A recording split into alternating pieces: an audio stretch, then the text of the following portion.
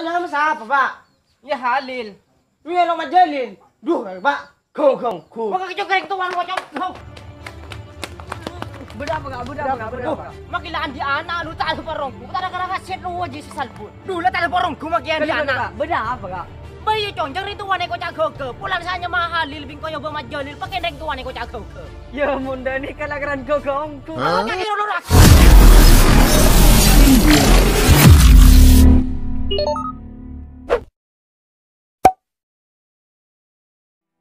Ni aku buat duh. Ni duh. Ni aku buat. Letik.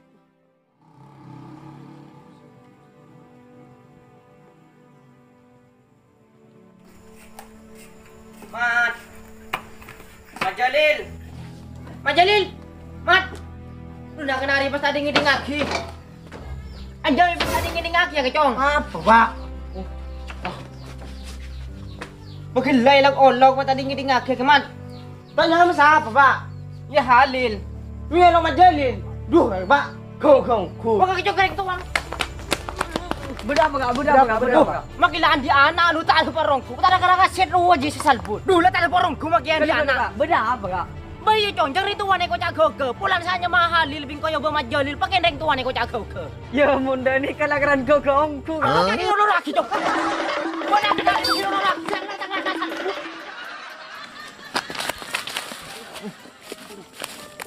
Benerongku mun ngaju. Jo nyaman aku fokus Halil yo bermadalil. Oh iya. Tak manglo mun ngaju.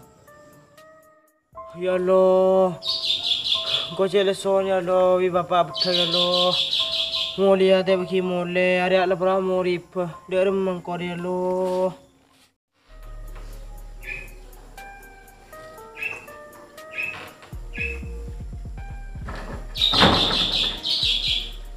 Sabar ya. Lah, ku tanang je ruri ya. Teh. Aduh Jom, bikin tamu dia berjari cuma beramu dia Jom. Bitang bapang kau teh bagi mulia teh. Pedang kau gila. 7 kilo. Tapi bagi mulai dia remang Jom. Teh bagi mulia teh kau pedang teh. Deh teh. Aku gila nang hilang. Karya mendai itu teh. Bitang bapak masih yolong. Majalil kau. Kau tadi ngiling aki teh. Kita nyamber ni majalil teh. Siapa Jom? Halil tanya nyamber dia. Biko aku tambah apa? Kong ke, apa aku? Kau buru apa betul ke? Laga ke monde, mayu mulai bingko yang terkejut ini. Munjuk ni anak yang udah, mayu. Kau tengah kan? Datang kau mayu. Tujuh aja. Lagi mabun. Iya. Ini. Aduh, macam tangan aja bun. Mulai kecong.